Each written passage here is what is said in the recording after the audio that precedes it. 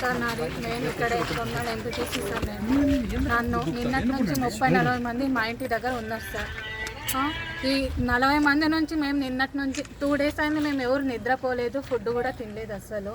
ఇప్పుడు కూడా మా ఇంటి దగ్గర ఎవరైనా వచ్చినారంటే నేను ఎక్కడ కావాలంటే అక్కడ పోతాను సార్. ఇదైతే నేను అందరికి చెప్తున్నాను. ఎందుకంటే మేము పిల్లలు ఉన్నారు, అందరు ఉన్నారు, మేము 2 డేస్ నుంచి నిద్రపోలేదు, ఫుడ్ తినలేదు, టెన్షన్ పెడుతున్నారు సార్. ఇద్దరు వాళ్ళు ఏం షిఫ్ట్ బై చేసుకుని వస్తున్నారు. ఏం సార్ రిక్వెస్ట్ అడగాలి. కానీ ఈరోజు 5:30 వరకు మా ఇంటి దగ్గర కాళ్ళు పెట్టి ఇట్లా బెదిరిస్తే ఎట్లా సార్? మేము ఎట్లా బతకాలి ఊర్లో మేమందరము? ఎందుకు ఇదేం సార్? ఇది మాకు అర్థం కావటం లేదు అసలు. సార్ అడగాలంటే అభిమానం ఉంటే అభిమానంగా అడగాల. అదే ఏదైనా అభిమానంగా అడగాల. ఏం సార్ 30 మంది వస్తే మేము యాటికి పోవాలి సార్? ముందు 30 మంది వచ్చినారు సార్ పొద్దున్న. ఎవరు బాధ్యత ఇది?